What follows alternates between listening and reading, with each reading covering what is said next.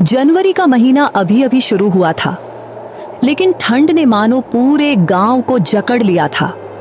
रात भर बर्फीली हवाएं ऐसे चल रही थीं जैसे किसी ने पहाड़ों से नुकीले तीर छोड़ दिए हों। पूरा गांव बर्फ की मोटी चादर में दबा हुआ था। घरों की छतें सफेद कब्रों जैसी दिख रही थीं और खेतों के ऊपर इतना घना कोहरा था कि 2 कदम आगे कुछ नजर नहीं आता। गांव के एकदम आखिरी सिरे पर एक कच्ची टूटी फूटी सी झोपड़ी खड़ी थी, या यूं कहें खड़ी रहने की आखिरी कोशिश कर रही थी।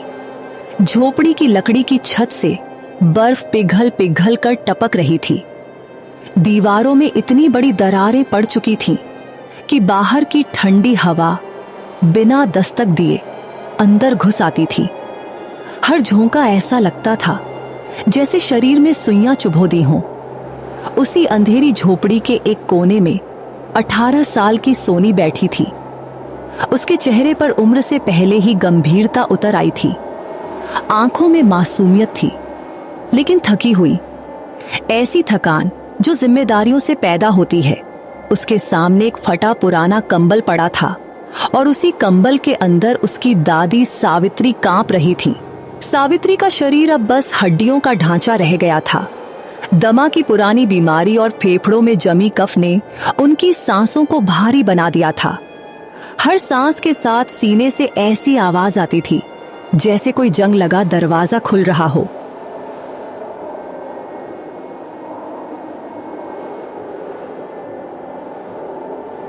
दादी, बस थोड़ा सा गर्म पानी पी लो, शायद गले को थोड़ी राहत मिल जाए। सावित्री ने बड़ी मुश्किल से अपनी धुंधली आंखें खोलीं।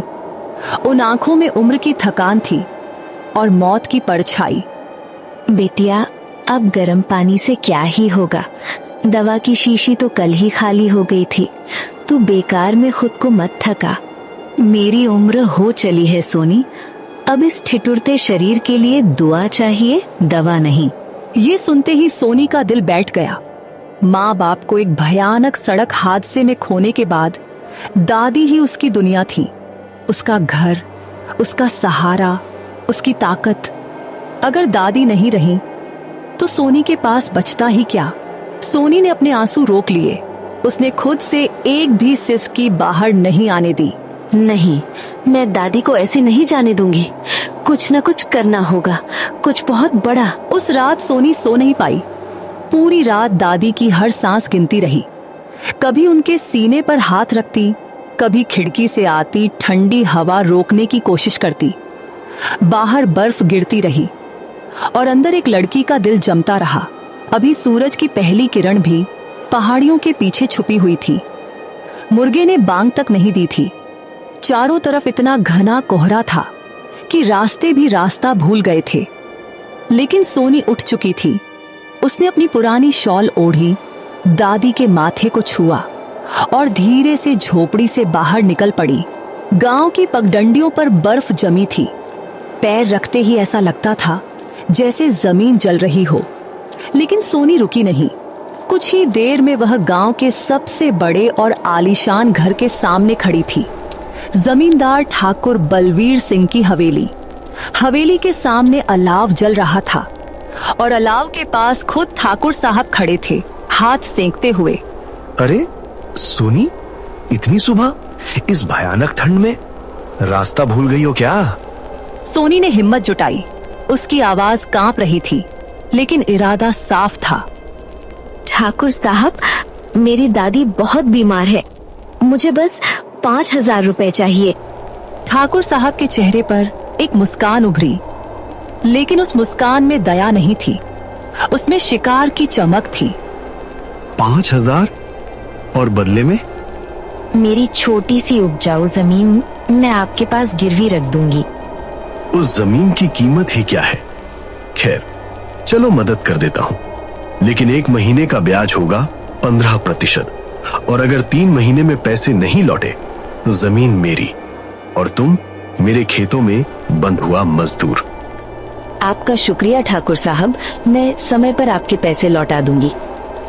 उस पल सोनी को नहीं पता था कि उसने सिर्फ कर्ज नहीं लिया है, बल्कि अपनी जिंदगी को एक बहुत बड़े इम्तिहान में डाल दिया है। और यही इम्तिहान उसकी तकदीर बदलने वाला था। सोनी मुट्ठी में कसकर पकड़े पैसों के साथ तेज कदमों से बाजार की ओर बढ़ रही थी। चारों तरफ घना कोहरा फैला था। पेड़ों की डालियों पर जमी बर्फ धीरे धीरे पिघल रही थी और बूंदें जमीन पर गिरते ही जम जा रही थीं। हर सांस के साथ ठंडी हवा उसके सीने में चाकू की तरह चुभ रही थी। लेकिन उसके दिमाग में बस एक ही चेहरा था, दादी सावित्री। बाजार अभी पूरी तरह खुला नहीं था। कुछ दुकानदार अलाव के पास बैठे हाथ सेक रहे थे, तो कुछ जमी हुई उंगलियों से शटर उठाने की कोशिश कर रहे थे। सोनी सीधे मेडिकल की दुकान पर पहुंची। भैया, दादी की दमा की दवा दे दो, वही जो पिछली बार दी थी। दुकानदार ने सोनी को ध्यान से देखा। उसकी लाल हुई आंखें, सूखा चेहरा और कांपते हाथ सब कुछ कह रहे थे कि हालात अच्छे नहीं हैं। सोनी बिटिया, ये दवा महंगी है, पूरे पैसे हैं क्या? हाँ भैया, आज पूरी है। दुकानदार ने दवा दी। सोनी ने पैसे थमाए और उसी पल उसके हाथ खाली हो गए। अब हर रुपया सोच समझकर खर्च करना था। इसके बाद वह किराने की दुकान पर गई। भैया, आधा किलो आटा, 1 किलो दाल और एक मोटा ऊनी कंबल। सामान लेकर सोनी तेजी से घर की ओर लौट चली। अब उसे ठंड का एहसास नहीं हो रहा था, बस डर था। देर हो गई तो क्या होगा। जब वह झोपड़ी पहुंची तो अंदर अजीब सी खामोशी थी।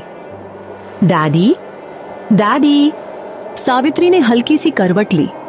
सांसें अभी भी चल रही थी, कमजोर लेकिन जिंदा। दादी देखो, मैं दवा ले आई और नया कंबल भी। बिटिया, इतना सब पैसे कहाँ से आए? दादी, मुझे एक अमीर घर में काम मिल गया है, अब हमें पैसों की चिंता नहीं करनी पड़ेगी। ये झूठ उसकी जबान से नहीं, मजबूरी से निकला था। भगवान तेरा भला करे बिटिया, मेरी वजह से तुझे बहुत दुख सहना पड़ा। सोनी ने जवाब नहीं दिया। वह रसोई के कोने में चली गई। उसने खुद पिछले 2 दिनों से कुछ नहीं खाया था, फिर भी उसने पहले दादी के लिए चूल्हा जलाया। दादी, आज गरम गरम दाल की खिचड़ी बनाई है, इस ठंड में इसे खाओगी तो थोड़ा आराम मिलेगा। दादी ने 2-4 कौर खाए, दवा ली, खांसी थोड़ी कम हुई। ये बस शुरुआत है, कर्ज का पहाड़ अभी सामने खड़ा है। मुझे कुछ और करना होगा, कुछ ऐसा जो जिंदगी बदल दे। अगली सुबह ठंड और भी ज्यादा बढ़ चुकी थी। आसमान धूसर था और हवा में नमी के साथ बर्फ के नुकीले कण तैर रहे थे। सोनी ने दादी को दवा दी, उनके पैरों पर पुरानी शॉल और कसकर लपेटी और बिना कुछ खाए ही काम के लिए निकल पड़ी। जिस घर में उसे काम मिला था वह गांव के बीचों बीच बना एक पक्का और बड़ा मकान था। ऊंचा दरवाजा, मोटी दीवारें और अंदर हर जगह गर्माहट। सोनी जैसे ही अंदर पहुंची, आ गई आखिर, इतनी देर क्यों हो गई? मालकिन, घर पर दादी बहुत बीमार है, थोड़ा देर हो गई। बीमारी मुझे नहीं पता, कल से अगर लेट हुई ना तो तनख्वाह काट लूंगी। माफ कर दीजिए, अब से समय पर आया करूंगी। अंदर बर्तन पड़े हैं, पहले उन्हें साफ करो, फिर खाना बनाना। सोनी ने बिना कुछ कहे काम शुरू कर दिया। नल का पानी बर्फ जैसा ठंडा था। जैसे ही उसने हाथ डाले तो उंगलियों में झंझनाहट दौड़ गई। कुछ ही देर में उसके हाथ सुन्न पड़ गए। रेखाएं मिट चुकी थीं, उंगलियां लाल और नीली हो रही थीं। लेकिन सोनी रुकी नहीं। बर्तन खत्म करके वह चूल्हे के पास गई, सब्जी काटी, दाल चढ़ाई, रोटियां सेंकने लगी। थोड़ी देर बाद घर के मालिक अंदर आए। अरे सुनो, आज मेहमान आने वाले हैं, उनके लिए गरम गरम चाय बना देना। जी मालिक, अभी बनाती हूँ। थोड़ी ही देर में पूरे घर में चाय की खुशबू फैल गई। अरे वाह, ये चाय किसने बनाई है? हमारी नौकरानी सोनी ने। इसके हाथों की चाय किसी अमृत से कम नहीं। सोनी दूर खड़ी सब सुन रही थी। उसके दिल में एक हल्की सी हलचल हुई। सच में भाई, ऐसी चाय मैंने बहुत कम पी है। ये शब्द सोनी के लिए किसी इनाम से कम नहीं थे। शाम को काम खत्म कर वह थकी हुई कदमों से घर लौटी। दादी अलाव के पास बैठी थी। बिटिया, आज कुछ अच्छा हुआ क्या? तेरा चेहरा कुछ बदला बदला लग रहा है। दादी, अगर लोग मेरे हाथों की चाय इतनी पसंद करते हैं तो क्यों ना मैं खुद की एक छोटी सी चाय की दुकान खोलूं? दुकान? बिटिया, उसके लिए पैसे चाहिए। तेरे पास तो पहले से कर्ज है। दादी, मैं डर के सहारे नहीं जी सकती। या तो हालात मुझे तोड़ देंगे या मैं हालात बदल दूंगी। उस रात सोनी देर तक जागती रही। कर्ज, दादी की बीमारी और जमींदार की शर्तें सब उसकी आंखों के सामने घूमते रहे। अगली सुबह आसमान बिल्कुल साफ था, लेकिन ठंड पहले से भी ज्यादा कड़वी। सोनी ने दादी को दवा दी, उनके सिरहाने पानी रखा और चुपचाप बाहर निकल आई। आज उसके कदमों में हिचक नहीं थी, सिर्फ फैसला था। गांव की पगडंडी पर जमी बर्फ उसके पैरों तले चरमरा रही थी और वह सीधा उसी हवेली की ओर बढ़ रही थी जहां से उसका पहला कर्ज शुरू हुआ था। जमींदार ठाकुर बलवीर सिंह की हवेली। अरे सोनी, अभी तो तूने पुराना कर्ज भी नहीं चुकाया और फिर आ गई। जमींदार जी, मैं एक छोटी सी चाय की दुकान खोलना चाहती हूँ। मुझे 10,000 रुपए और चाहिए। मतलब अब कारोबार करेगी तू? ठीक है, पैसे मिल जाएंगे, लेकिन इस बार ब्याज होगा 25%। और याद रख, अगर पैसे नहीं लौटा पाई तो जमीन तो जाएगी ही, ऊपर से दुकान भी मेरी। मंजूर है। कागज फिर सामने रखे गए। एक बार फिर सोनी ने अंगूठा लगाया। इस बार उसकी उंगली नहीं कांपी, जैसे डर अब पिघलकर हिम्मत बन चुका था। ठाकुर ने पैसों की गड्डी उसकी ओर बढ़ा दी। भैया, एक पैकेट बढ़िया चाय पत्ती, 3 किलो चीनी, थोड़ी इलायची, अदरक और 5 लीटर ताजा दूध दे दीजिए। लगता है आज कुछ बड़ा होने वाला है। हाँ भैया, आज से मेरी नई शुरुआत है। ऊपर वाले का नाम लेकर शुरू करती हूँ, बस आज मेरा साथ देना। दूध उबलने लगा, चाय पत्ती पड़ी, कूटी हुई इलायची और अदरक की खुशबू उठी। भाप के साथ महक दरवाजे से निकलकर गली में फैल गई। ठंडी हवा में वो खुशबू जैसे गर्म उम्मीद बनकर तैरने लगी।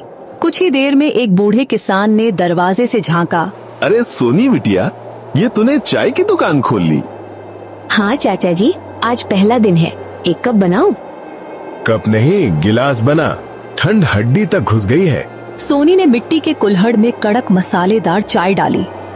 बूढ़े ने जैसे ही एक घूंट लिया, उसकी आंखें फैल गईं। अरे वाह, ऐसी चाय तो जिंदगी में पहली बार पी है। अब से रोज यहीं आऊंगा। ये सुनते ही सोनी के अंदर कुछ चमका, जैसे अंधेरे कमरे में पहला दिया जल उठा हो। थोड़ी ही देर में 2 और लोग आ गए, फिर 4, फिर 5। सब एक ही बात कह रहे थे। बहन, चाय जबरदस्त है। ऐसा क्या डाला इसमें जिसे पीते ही दिल खुश हो गया? चाय वही है, बस मेहनत और दुआ थोड़ी ज्यादा है। सूरज ढलने तक उसकी हांडी खाली हो चुकी थी। पहले ही दिन सारी चाय बिक गई।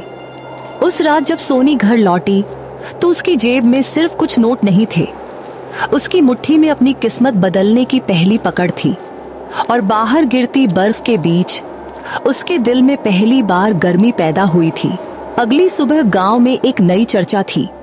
लोग खेतों की मेड़ पर, कुएं के पास और चौपाल में बस एक ही बात कर रहे थे। बीच बाजार वाली सोनी की चाय पी क्या? रात की बर्फ अभी पूरी तरह पिघली भी नहीं थी कि सोनी फिर से अपने छोटे से कमरे में अंगीठी जला चुकी थी।